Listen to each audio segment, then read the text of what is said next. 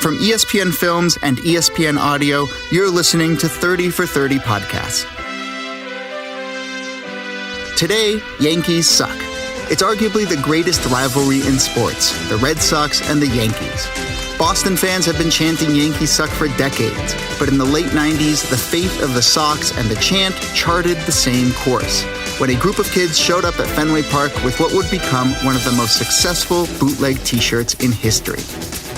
These guys aren't the only ones to profit off of Yankees Suck, but they're definitely the most colorful. Our own Boston native and diehard Sox fan, Julia Lowrie Henderson, tells the story. A heads up, this episode features a lot of strong opinions and even more profanity, starting right now. Welcome to Boston.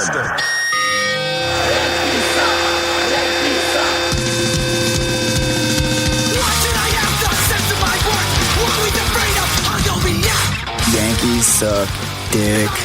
We hate the Yankee fans. We hate the way they talk. Like, hey, but bingo. And they're all from, they're not even from the city. The further away from the city you go, to the mall and the Palisades, the more you're going to hear some guy bada bing, I'm a freaking Yankee fan. Ew. That's Ray Lemoyne. In case you couldn't tell, Ray doesn't like the Yankees. The Yankees represent pinstripes, Wall Street, Rudy Giuliani, everything that sucks. I can't even think one thing that they do that's cool besides playing the Bronx. Nothing. I even hate Derek Jeter. Millions of people in and around Boston feel this way about the Yankees. I am one of those people. Ray Lemoyne and I grew up in neighboring Boston suburbs. Hating the Yankees is part of our heritage. It has brought generations of Bostonians together. But Ray did something none of the rest of us did. He took that hatred and made a shit ton of money off of it. It was thousands of dollars. I had $20,000 in a shoebox once. Was, in the hundreds of thousands. The Red Sox-Yankees rivalry is what you would call a wicked big deal in Boston. Sox fans know it by heart. I know it by heart. Hit high in the air to left field. Going to the corner, Yastrzemski. It's over the wall. It's a home run for Bucky Dent. Yankees get the lead 3-2, and it just clears the Hudson. There wasn't much of a rivalry for 80 years or so. It was the rivalry of the hammer and the nail, and Boston was the nail. Dan Shaughnessy, Boston Globe, author of The Curse of the Bambino, baseball guy. It goes all the way back to 1919 and the sale of Babe Ruth from the Red Sox to the Yankees for cash. And from that point on, the Red Sox don't win another World Series for over 80 years. And the Yankees rack up 26 titles. And so, no matter who we lost to, especially if it was in the World Series, it was always the Yankees' fault. Little roller up along first, behind the bag! It gets through Buckner! Here comes Knight, and the Mets win it! That ball through Buckner's legs in the 1986 World Series is one of my earliest baseball memories. It's also how I learned that to be a Red Sox fan was to suffer. Watching with my family, the discussions around the Thanksgiving table were, who's going to blow up for the Sox this year? My name is Ian Hill. I am one of the biggest Red Sox fans around. If you look historically at the Yankees-Sox rivalry, they break our hearts, and then they take our players. As for Boston already bleeding, well, now their wound has just gotten deeper with the news today that Roger Clemens will be wearing Yankee pinstripes. It's like your girlfriend breaking up with you and then going out to date your best friend right in front of your eyes. So how do we respond to our continued humiliation at the hands of the Yankees? With 3 syllables. Yankees suck. Yankees suck. Yankees suck. It gave Red Sox fans some satisfaction, and it's got a nice cadence to it. The 2 syllables followed by the 1 syllable. It's got a good punctuation to it, exclamation point. Yankees suck. Yankees suck. When it starts, your eyes kind of light up and go, yeah, they do suck. Yes, we do hate the Yankees. and you turn around and you start high-fiving, and it gets the blood flowing. It's like a rallying cry. You could chant Yankees Suck anywhere, right? And you didn't have to be at a Sox game. So firstly, like, you would chant at any professional thing. You chant at a Pats game, at a Celts game, at a Bruins game. You would hear Yankees Suck at a funeral, Yankees Suck at a football game, Yankees Suck at a beauty salon. You could be at a birthday party, a high school graduation party, a bar mitzvah, wedding, you break out anywhere. So like the WBCN River Rave at the Hatch Cell down by like the Charles, at the Boston Marathon, seeing the band Mo at the Orpheum. I'm Noam Osband. I'm a former masshole, big sports fan. They were playing the White Sox. They weren't playing the Yankees. But I'm a masshole. I start chanting Yankees Suck. I'm trying to get the people around me to chant Yankees Suck. And I remember somebody saying to me, like, you're at a White Sox game. Like, why are you chanting that? And I say, I can't believe I said this. I can't believe I said this. I said, when we fought in World War II, we chanted, fuck the Nazis, and we didn't chant, fuck the Italians, because we kept our eye on the real enemy, and the real enemy is the Yankees. I mean, that's not like the greatest logic, but I just wanted to chant Yankees Suck, and I was young and drunk. Young, old, drunk, sober, Yankees Suck was our mantra, and Ray Lemoyne knew just what to do with it. I was driving a cab in Boston. At the time, I was the youngest cab driver, and the pay sucked. Whether or not Ray Lemoyne was the youngest cab driver in Boston, in 1998, he was a student at Northeastern University with tuition and rent to pay. So he got a job as a vendor for the Sox, which is how he ended up vending inside Fenway Park in the spring of 1999. I was in there in an April game. The lowest man on the totem pole probably selling like ice cream when it was like 50 degrees out. And it was not crowded, and still in the far right by the bleachers, they start chanting Yankees Suck. And it spread, all the way to the bleachers.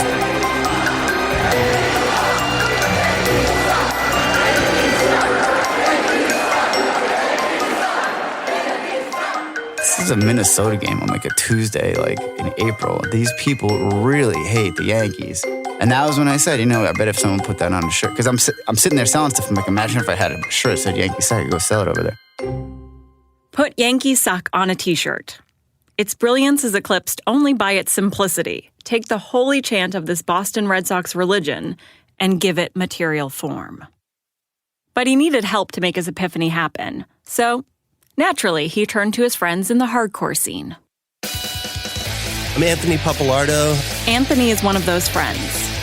Despite the perception that punks are kind of not like jocks, I think in New England, Boston, I think those cultures, in a weird way, and I think this ties into the Red Sox, punk was analogous, is that the right word, with sporting culture because it was an underdog culture.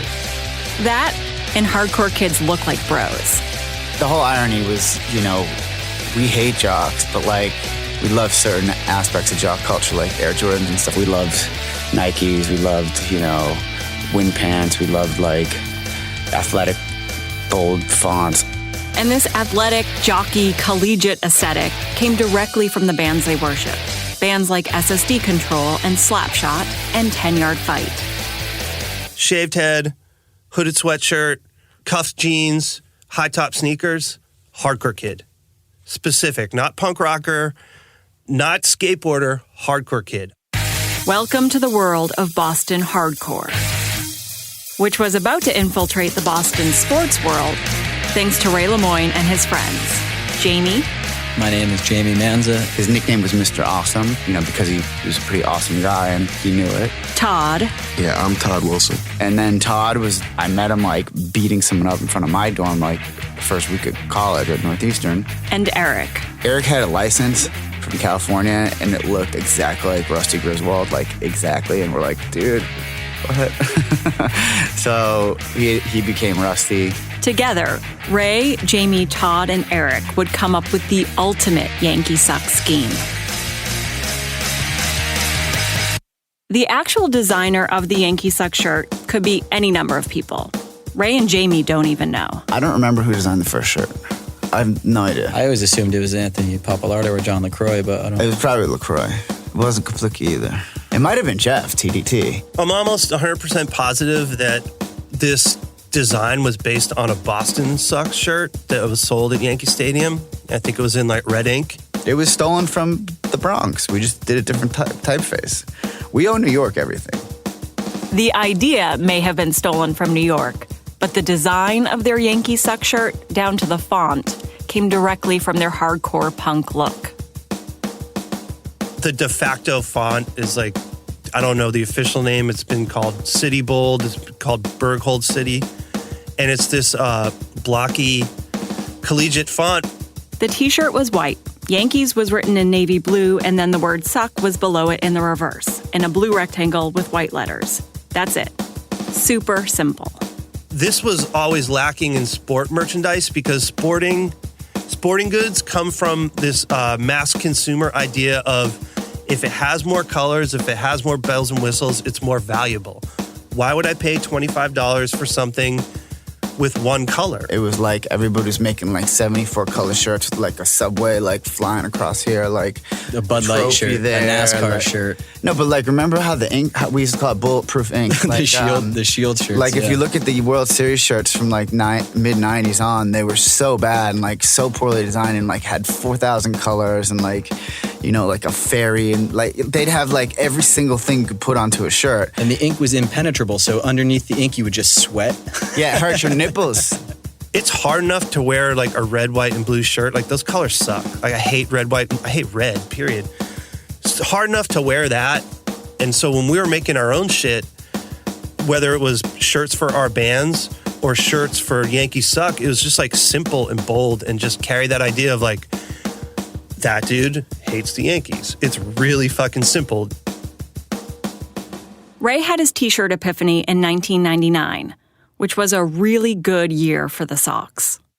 1999 was the first year that the Red Sox were on an equal or pretty close to an equal playing field with the Yankees.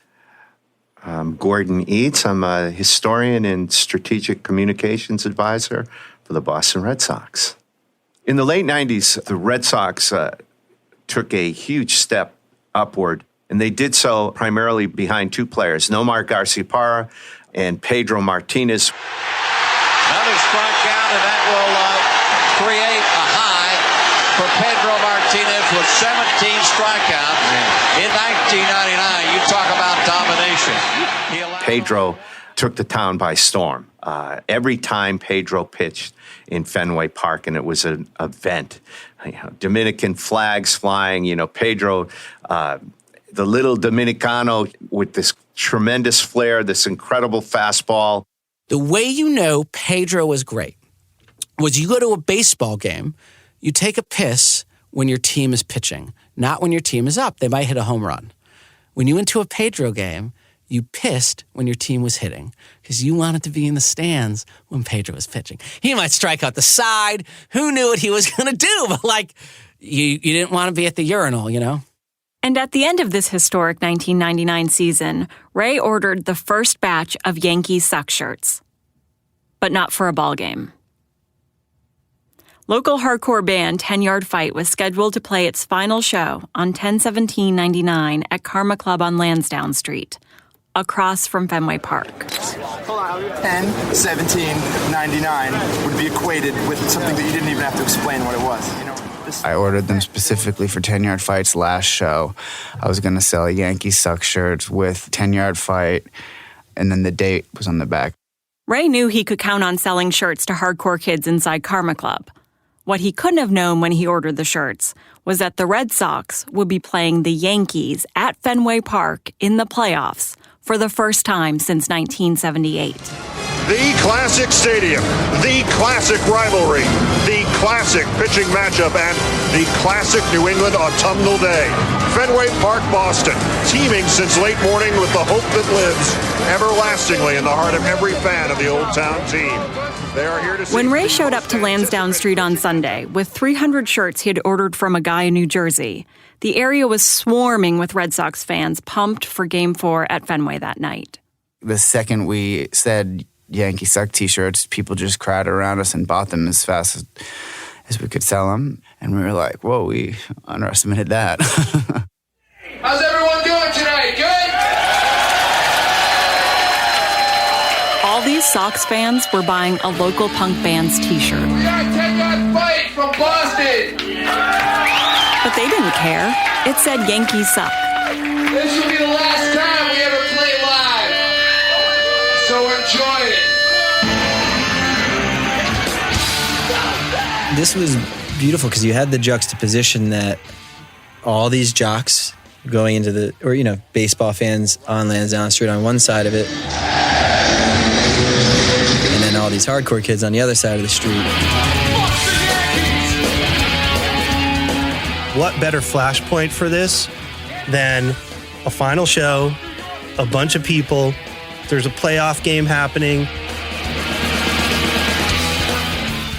and Ray and Eric come out with this shirt in the font of SSD Control that says Yankees Suck in blue, and on the back, the date of the show and the name of not their band, right? So it's like a double bootleg, which you have to give them kudos for not only bootlegging their friend's band, but bootlegging, you know, the Yankees.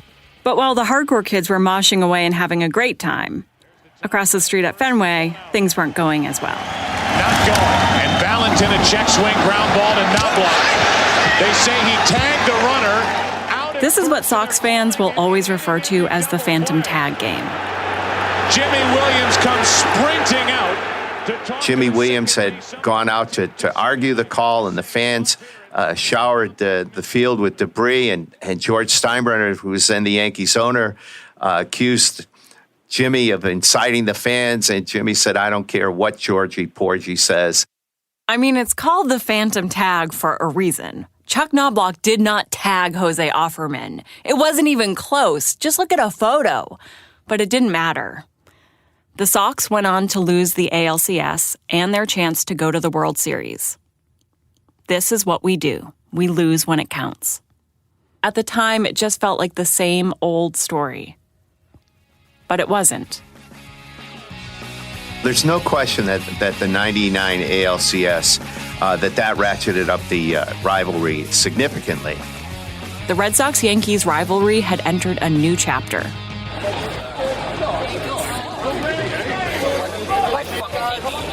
And Ray Lemoyne and his friends had the perfect shirt for it. The test run had been an overwhelming success. Ray had sold out of 300 shirts in less than 24 hours. So Ray, Todd, Jamie, and Eric officially went into business together. And on opening day of the 2000 season, they showed up with 1,000 shirts. The second we, stood on the street with them, they were, gone. We sold them in, 2-3 days. 2 days, I think. Jamie got arrested the second day, but big deal. So they kept ordering more shirts, and they kept showing up to sell them. And they started bringing more of their friends along to help. Ray even poached fellow vendors from inside Fenway Park, like Jonathan Cho. Ray asked me to sell the T-shirts. He says, we made a bunch of Yankee Suck T-shirts. Do you want to come outside and sell them with us? I said, yeah, absolutely. Let's do it. And the moment I got the batch of T-shirts, these shirts started flying. And I was hooked. I'm like, we're doing this. I'm making way more money outside on these T-shirts than I am on the inside at Fenway Park. It was a commission-based system. You get a bag of T-shirt, 25 shirts, and just like you're selling weed, you got to bring me the shirts or the money at the end of the night. White shirts, one color, like the typical Yankee Suck shirt was $10 a pop. Used to call them $10 crack rocks for jocks. From what I recall, the shirts cost about $3 to make. We get to keep $3 per shirt, and then we give the rest to Ray and Todd. Yankees Suck T-shirts! Yank 10 up! Ray, Todd, Rusty, Jamie, they'd roll up at the end of the game in a minivan or their cars. They'd park in a nearby parking lot, and then all the sellers would gather. What do you think about going, in between here and Gate B? And then they'd say, Cho, you're getting gate D. You know, Mike, you're getting the bridge. Where should we put AJ at?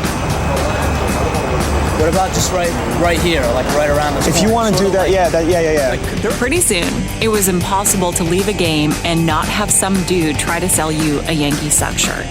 They had Fenway Park surrounded on all sides with a crew of 20 to 30 of their friends. AZ owed me money, so he had to work for us. Bubba was a god. Darren Jones is a big seller. Jonathan Cho. It was amazing. He never slept, ever. He was like a very ambitious guy who like had 6 jobs at the time, including day trading. He had gray hair when he was like 20. He was just like constantly moving. And he had the voice. Yankees Suck t-shirts here, Yankees Suck t-shirts, and I'd be climbing up on nearby fences, putting up the shirts, yelling, and people were swarming me. It was unbelievable. I felt like a rock star. He'd always sell like the most. He was always one of the top sellers. I'd be going through anywhere between 50 to 100 shirts. But you had to be aggressive. I took a lot from my playbook inside Fenway Park. The faster you are, the harder you work, the more you sold. I think we all tried to learn like aggressive sales techniques from each other, and that we were came also from working inside the stadium. Inside the park. The more obnoxious, especially talking to the mass whole crowd. And we work lands now. And this is when all the college kids went to the games. So we really worked with the creme de la creme of idiots. Just fucking throw on the thickest accent I could and heckle people and just like fuck with everyone, like make fun of the dude's shirt or like saying like his girlfriend wanted a shirt, like just being a fucking dickhead. If you're not playing the part, if you're not like wearing wind pants and like kind of looking like a dickhead, it's not gonna fly. We used to just call it like the Sully uniform. It's like denim shorts and a bootleg player jersey and like kind of like a stained undershirt and like a gold chain, and it's a cool now because it's like a dad hat's now, but like a dad hat wasn't cool then. Maybe you've seen enough movies starring Wahlbergs or Afflecks to know that Boston folks will shit talk anyone, their family, their friends, and certainly some dude selling shirts outside Fenway Park. It was more Boston on Boston, dude versus angry dude, or like you looking at my girlfriend, like this would always be like, who fucking played tonight, dude? Who fucking let off, bro? Who fucking pitched, dude? Like you get the quiz, and then you'd like fire back, like how many fucking saves does Low have, dude? Just go back and forth. Go back to fucking Riviera Loza. You're not even fucking from here. But then like dudes would get psyched. They're like looking through their wallet to get out like some crumpled money, and then they let out like the side burp, and then it's just like fucking hold it up. So proud at this offensive shirt. It's like fucking yeah, guy. There was an awesome technique. I remember using it. I don't think I claimed it. I don't know who I learned it from, but you see a drunk person walking by who wants a shirt, but they're just like with their girlfriend or some. You throw the shirt over their shoulder and you tell them $10. You don't. You force a sale. Yankees Suck t-shirts here, guys. Who wants a shirt? Yankees Suck t-shirts. Yankees Suck shirts. Getting a Yankees Suck shirt became a rite of passage for Red Sox fans. One of those moments that you never forget. Tommy and Ian are two fans who bought shirts from Ray and his crew. We went in and we saw the Red Sox play the Marlins, like some random team. It had nothing to do with the Yankees. I had gone to my first game at Fenway. It was against the Blue Jays. We came out and they were still outside selling Yankees Suck shirts. And I saw this guy had Yankees Suck shirts, and I said, I got to have one of these. So I had to have a Yankees Suck shirt, so my dad, of course, got me one. They only had like a size large, and I was 135 pounds at the time, and everything I wore was like a size small, but that's all they had. It's a special shirt. You wear it on game day. You wear it when it matters. I kept that shirt until I think I lost it in Hurricane Sandy. You walk by a guy and you're both wearing Yankees Suck t-shirts, or even if he's just wearing one, put your hand out, give him a high five and go, yeah, Yankees suck. And they'll go, fuck the Yankees. Whole team sucks in the back, Yankees Suck t-shirt. Yeah, they do. Yeah, they do. Dan Shaughnessy witnessed the rise of the shirts as he headed to Fenway each day to cover the Sox. It was a little eye-opening to see that expression on a shirt. It's like, oh boy, now we've crossed another barrier. Seeing it on shirts emboldened me to, it's okay to put in the paper now, because it's out there. These shirts were out there. They were everywhere. And even with all their aggressive sales techniques, the shirts mostly sold themselves. The only hurdle was the cops. Sort of. Technically speaking, the Yankees Suck shirts weren't illegal. They didn't infringe on any copyrighted material. But selling them on the streets of Boston around Fenway Park was a legal gray area. See that car right there, man? The green car, the white Taurus or whatever it is, the green stripe? Code enforcement. They were at the mercy of code enforcement, who would bust them for things like selling without a hawker's or peddler's permit. There was a stretch where at least one guy was getting arrested every single day. And so then it's really useful to have a lawyer who's a guy who knows a guy. My name is Tom Giblin, and I'm an attorney. Or, in the case of Tom Giblin, a guy who knows all the guys. I was an assistant district attorney in Suffolk County, which is Boston. I probably personally knew half of the police department. Lucky for these kids, Giblin also knew the dad of one of Jamie's college buddies.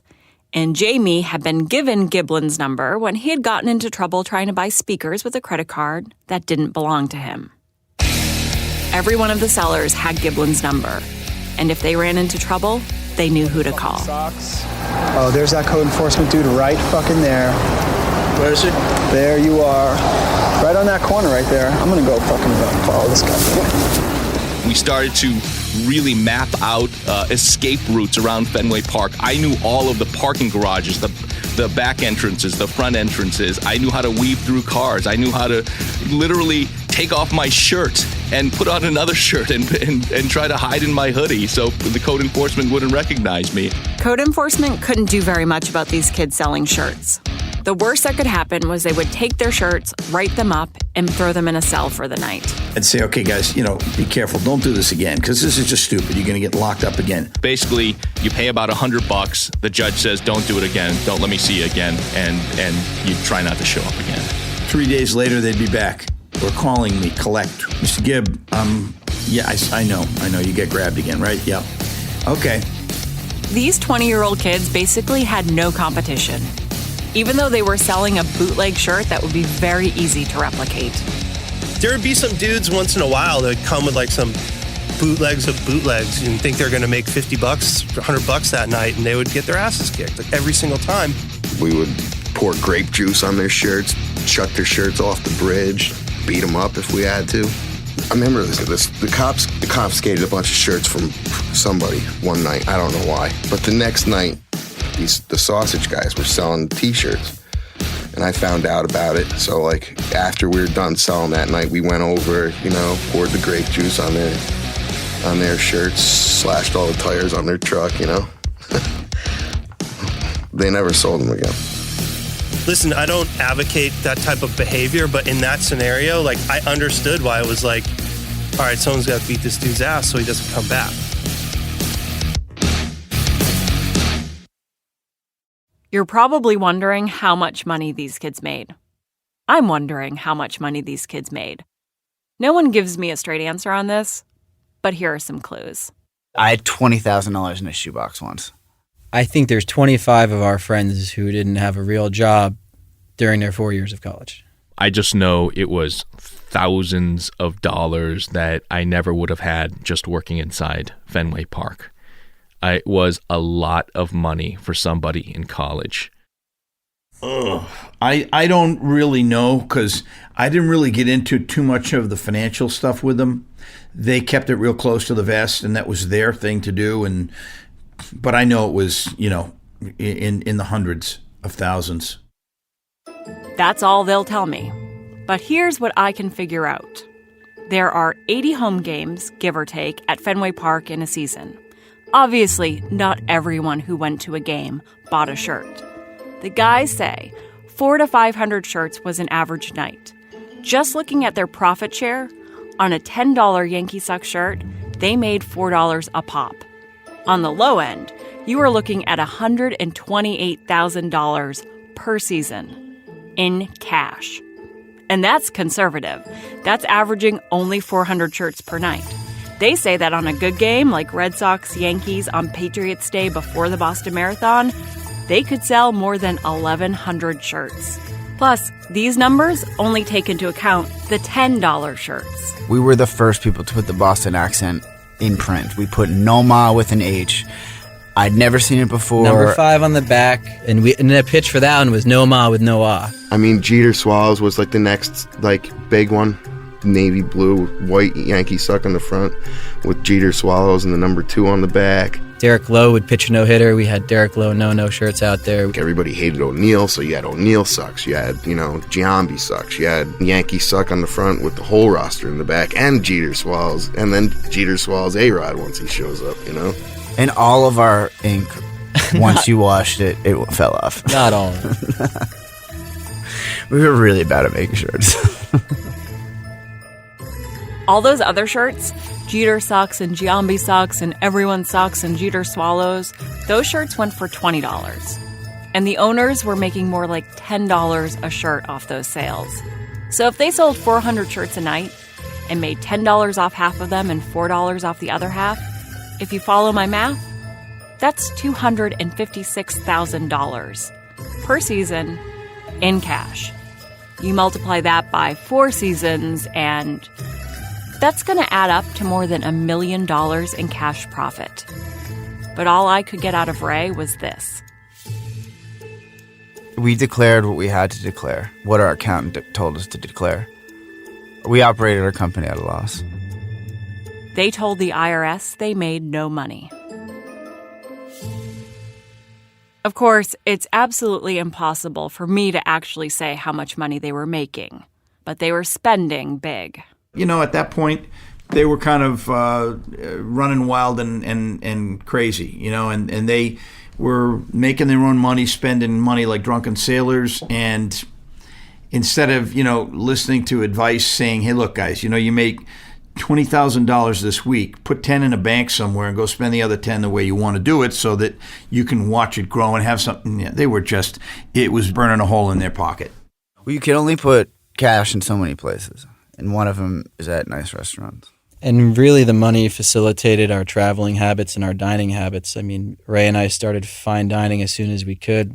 We didn't know you cooked salmon on Applewood. Yeah, I grew up in North Andover, not with money. And I never had lobster, nothing maybe once or twice, but I never had a good meal before these guys introduced me to this. We went to pretty much every country in Europe. We went to, Argentina, Brazil, Chile, Peru, Australia, Thailand, Vietnam, Cambodia. We did a lot of frivolous spending. There were guys buying luxury watches, Breitlings, people buying suits. This dude buys a motorcycle. This dude gets a nice apartment. This dude's running around in fucking Gucci loafers. Stuff that we really didn't have growing up. We had access to so much money so quickly, we didn't know what to do with it. So, of course, it went to partying. It went to splurging. It went to a lot of casino trips to Foxwoods and Mohegan Sun. I mean, it got crazy. We didn't know what to do with the money. It was coming in so quickly. We both had $4,000 watches on at one point, but sold them. No, mine got stolen by a hooker. There would be times where I would fly somewhere, meet up with one of these dudes somewhere, and they'd be wearing my shit.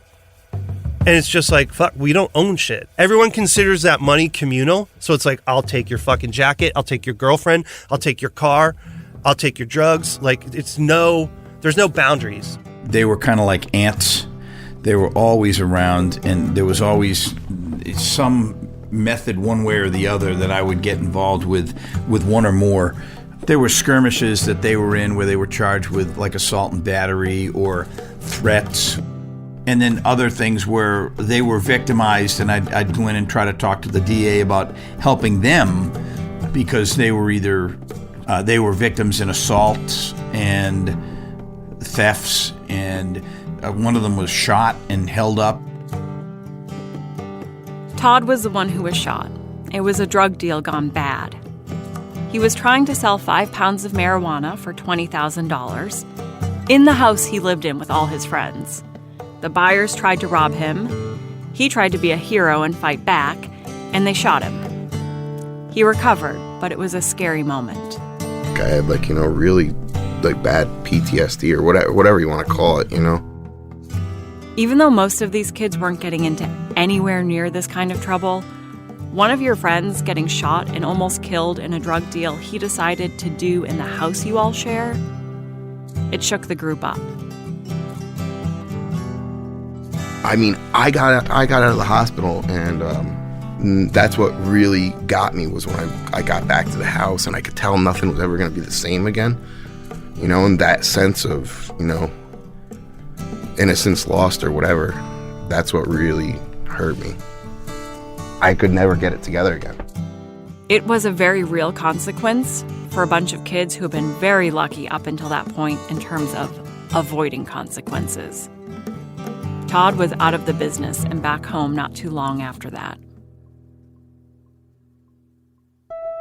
And then something happened that had nothing to do with them, that put everything, their success, the wildness, the money, the shooting, in perspective.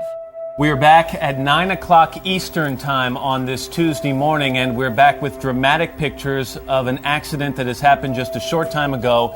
You're looking at the World Trade Center in Lower Manhattan, where just a few minutes ago we're told that a plane, some reports are that it was a small commuter plane, crashed into the upper floors of one of the Twin Towers. You know, it's funny. In many ways, baseball is a universe unto itself, and a world that oftentimes is successful in keeping the outside world at arm's length. 9/11 was certainly one occasion where that was not the case. That was certainly one occasion where chanting pejoratives toward the Yankees was anything but appropriate. And all this happened at the moment the Yankees Suck kids were becoming more than just a local sensation. The first time our shirt got any press. New Yorker 9/11. The New Yorker's 9/11 issue came out on September 24th, 2001. In it, there was an article by legendary baseball writer Roger Angell, and next to it, an illustration. They had an illustration of like the crowds at Fenway. It might have been Yankee Stadium, but an illustrated version of a dude like front and center in that illustration with a Yankees Suck shirt on. And this is in the big 9/11 issue with like Susan Sontag and like every major writer writing their initial responses to 9/11. So for us, that was kind of like a wake up in every which way. You know, like, wow, our stupid t-shirt made it, finally got recognized, but 3,000 people, including people we know, are dead. Needless to say, after September 11th, the Yankees Suck shirts didn't go over too well for the next month and a half. Like, we packed it up, basically, and only sold other... We did do a Bin Laden Suck shirt. Oh, we did. Another guy shows up with the Bin Laden spelled wrong, and I'm like, dude, it's spelled wrong. He's like, what? You're dissing the guy. What the hell am I trying to get his name right for? I'm trying to diss the guy. He had Bin Laden, and we had Bin Laden. Bin Laden. We called him Bin Laden. Roger Angell's article, Legend of the Fens, is subtitled Back the Other Day When Baseball Mattered. It begins by asking the reader to go back with him to before the towers fell, back when we could still take pleasure in our games. He talks about the crowd in the bleachers chanting Yankees Suck at a Braves game, and he describes a large, dignified-looking gent with well-tended white hair, a bankerish demeanor, and a white t-shirt emblazoned with, yes, Yankees Suck in blue block letters. 2001 was a rough season for the Sox. They fired their manager and replaced him with a pitching coach. Jason Varitek broke his elbow, Pedro hurt his shoulder, and Nomar had wrist surgery. By the time Angell wrote his article, it didn't even matter that at one point the Sox had been first in the AL East, up over the Yankees by a full 4 games. They had once again blown it, which Angell recounts in excruciating detail. He predicts the demolishment of Fenway Park and dooms the Sox to be perennial losers. It's an article written in the wake of everything we as Americans knew changing. That was about nothing ever changing. But even Roger Angell can be wrong. The Sox didn't disintegrate. For the first time in Major League history, the owner of the Boston Red Sox also owns a piece of the New York Yankees. Stop! And the Florida Marlins, too, come to think of it. He is John Henry, to whose consortium of very rich people Major League owners approved the sale of the Red Sox for $660 million. They got new owners, spent big money, and started to finally catch up to the Yankees. The writing was already on the wall. Yankees Suck was passing its peak. Their friends were graduating from college, so they were losing their top sellers. And we all started thinking about what the future was going to hold, what we were going to do with the money we had. They wanted to move on. And they wanted to move on to the very city they stole their idea from in the first place. We realized that New York had something that we wanted to be a part of because we were getting older. We were in our early 20s, and that's when you kind of start thinking about what's next. And New York became the focus. We were like, this is where we want to be. And then all this music started bubbling up, like the Interpols and the Strokes. There was an electronic music scene that was going on at the same time that crossed over into the rock scene. We were just like, this is great. By the time the Red Sox suited up for the 2003 season, Ray, Jamie, and Eric had started printing the shirts out of a loft in Brooklyn and running them up to Boston for the games. And they kept that up for the next few years. They had deputized guys to run the operations at Fenway in their place when they weren't around, and then they would take a cut. I just know I asked for a certain amount of money per game as opposed to percentage, because percentages, people lie about. On top of that, the Sox had new owners who were hard at work making Fenway friendly and cracking down on unlicensed vendors. But the final nail in the coffin was actually the thing they'd been yearning for from the very beginning. The one thing that they and all Red Sox fans wanted more than anything in the world, that's the thing that finally killed the T-shirt empire. This would be the 5th pennant for the Red Sox since that 1918 season. And here it is, ground ball to second. Reese, the Boston Red Sox have won the pennant. The Red Sox staged the greatest comeback in baseball history in 2004. Not only did the Red Sox do something that had never been done in the history of baseball, come back from 3-0, but they did it at the expense of the Yankees. And for a lot of people, that was their World Series. To get to the World Series at the expense of the Yankees was better than winning the World Series. Just overcoming the Yankees in a playoff was really the ultimate goal. The Red Sox beat the Yankees and went to the World Series. And after Boston took the first 2 games of the series at home, Jamie and Ray knew they had to witness history firsthand. They hopped in their van, expired plates and no insurance, and headed straight to St. Louis. Eric got on a plane from California, and the 3 of them ended this chapter the only way they knew how, by sneaking into Game 4 of the World Series. The Boston Red Sox 1 win away from trying to do something that the franchise hasn't accomplished in 86 years. And rushing the field when they won. Back to Folk. Red Sox fans have longed to hear it. The Boston Red Sox are world champions. Eric went first and got tackled, and I had already committed, and I jumped, and because they were tackling him, I got through, and I turn around, I'm running, I'm like, where's everyone else? And no one else behind me, and I see the team celebrating in the field, and I'm running towards that pile, and then I look behind me, I see some guy chasing me, and nobody else, just me, and I'm just like, Ray's the only one who gets onto the field, and he's in all the footage of the team piling onto the mound. The Walt Disney commercial that every team gets after they win a championship, there's Ray running right across the screen.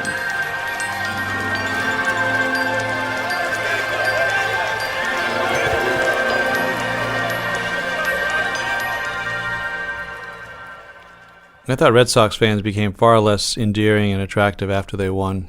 They became like Yankee fans, which is unfortunate, because we always hated Yankee fans rubbing our faces in it. And then the Red Sox fans became Yankee fans, in my view. And that was it. You can't be an underdog anymore. 2004 marked the last time you could credibly chant Yankees Suck as the little guy who never wins and always gets the short end of the stick.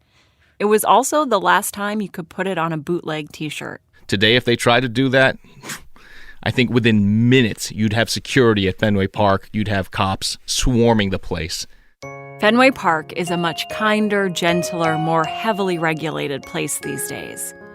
That moment in time when you could buy a handmade shirt outside Fenway Park from the kids who made it, who oftentimes didn't even have a license to be there, that's gone. You wouldn't get away with this today. You wouldn't get away with starting a rogue T-shirt company, and the licensing people would be all over you in like a heartbeat. And like, oh no, you'd be in like MLB licensing jail. Those days, those sweet days are over. The teams had caught up. The teams were selling shirts that looked like that. Nike was selling shirts that look exactly like ours and stuff like that. Now, super simple shirts with super simple phrases are everywhere. We believe, reverse the curse, Boston strong. Catchy phrases are a dime a dozen. And these days, as soon as anyone makes a headline or comes up with a slogan, it goes on a shirt. Just not by a group of kids acting on their own. No, you couldn't do it today because someone would immediately put it online. You can get a Yankees Suck shirt online. There is a guy by the name of Chris Wren. He was a fellow hardcore kid, and he still sells Yankees Suck shirts. Though they're definitely not bootleg anymore. You can find Chris's shirts in stores like Marshall's and TJ Maxx. I don't think any of them love that Chris is doing this, but it's not like they wish they still were. Like, how much would we have made as a 4-piece, like, making these shirts for the last 15 years? Like, and would we be as happy with ourselves? I don't know. I mean, I didn't have any interest. To a lot of people, we became these recurring characters at the park. You know, we became staples, just like the sausage guy or whatever, the guy who had $5 hats. And I don't think anyone knows that we were the Yankees Sucks guys when we woke up, when we went to Dunkin' Donuts, when we were at Flan O'Brien's. Like, anywhere we went, we were those guys. And that was weighing on us. You have a bunch of kids in college, and they're into art, and they're into fucking music, and they're into all this cool shit. And at the height, you look down and you have like breakaway Adidas pants on and a gold chain and some tacky ass watch, and your accent's thicker and your pocket's fatter, and you're doing all this shit you never thought you'd do because you become that person. You can say whatever I'm a fucking world traveler and look at me, my cool fucking watch. Like, no, dude, you're a bootleg t-shirt seller and you're an asshole. Some of those pictures I look at and I'm just like, who the fuck are these people? They were 19 when this started. They're almost middle-aged now. They haven't been those people in a long time. You don't realize when you hit the lottery that you hit the lottery sometimes. We hit the lottery. So a lot of people have been asking why we're breaking up. And we just happen to be at the right place, the right time, with the right idea, the right pitcher, the right team. But we don't want to overstay our welcome. To me, I'd rather see people know when to leave than hang around way too long and have people asking them to leave. And I think I attributed too much of the success or quasi-success to myself as opposed to the fact that I just literally got lucky. This will be the last time we ever play live, so enjoy it.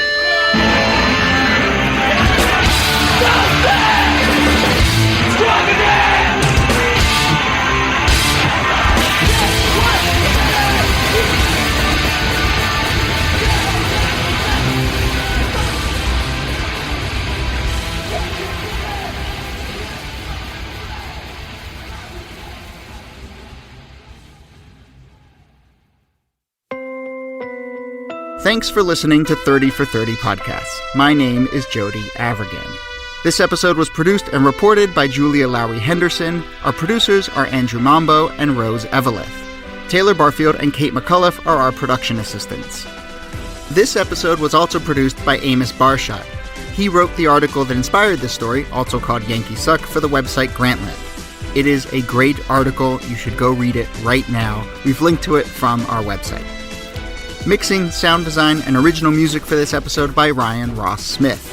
Connor Schell and Libby Geist are executive producers for ESPN Films, Aaron Leiden is senior producer, and Adam Newhouse is director of development.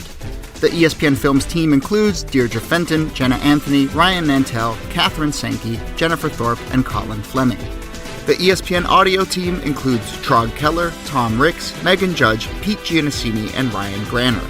Special thanks to Ryan Hurley, Ray Dinahan, and RJ Santillo at ESPN New York. Louise Argianis, Jason Healig, and Alex Bowen did archival research. Roger Jackson provided fact-checking. We also got editorial help from Pat Walters and Jim O'Grady, and production support from Marcus Anderson, Tony Chow, Martin Onebu, Tim Wright, Jessica Mazzaros, Catherine Banwell, Abe Abaraya, Matt Schultz, Tim Einenkel, and Dasha Litsitsina. A big thank you to Alex Kuhn for his archival footage of the guys selling t-shirts outside of Fenway Park. Special thanks to John LaCroix, Anthony Moreski, Chris Wren, Anthony Papalardo, Joe Zarbano at WEEI, Michael Kay, and Johnny Damon. Our theme music was composed by Rishikesh Hirway of Song Exploder. We're posting lots of extras on Twitter, Instagram, and Facebook, and you can sign up for our newsletter through our website, 30for30podcast.com. Be sure to subscribe to 30 for 30 Podcasts in the ESPN app or Apple Podcasts. We'll be back next week with more 30 for 30.